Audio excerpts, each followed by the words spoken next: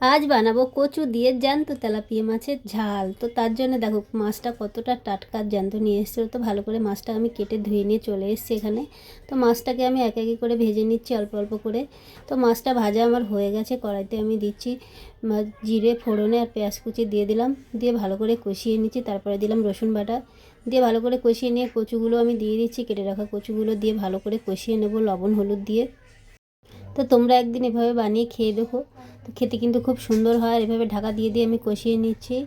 তো তোমরা কারা কারা কচু পছন্দ করো অবশ্যই কমেন্টে জানিও। তারপরে আদা জিরে বাটা দিয়ে দিলাম, দিয়ে কটা কাঁচা লঙ্কা কুচি দিয়ে দিলাম। তারপর পরিমাণ মতো লঙ্কার গুঁড়ো দিয়ে দিলাম। তোমরা যেমন ঝাল খাও তেমন দিতে পারো, কিন্তু কচুর তরকারিতে একটু ঝাল বেশি দিলেই ভালো টেস্ট হয়। তারপরে ভালো করে কষিয়ে নিয়ে জল দিয়ে ঢাকা দিয়ে নিলাম। তারপরে কচুটা সেদ্ধ হয়ে যাওয়ার পরে আমি ভেজে রাখা মাছগুলো দিয়ে দেবো। তো কচুটা দেখো আমার এখানে সেদ্ধ হয়ে গেছে। ভেজে রাখা মাছগুলো দিয়ে কিছুক্ষণ ফুটিয়ে নেব। তারপরে একটু উপর থেকে জিরে গুঁড়ো ছড়িয়ে দিলেই রেডি আমার মাছের ঝোল কচু দিয়ে। তো বন্ধুরা কেমন লাগলো অবশ্যই কমেন্টে জানিও।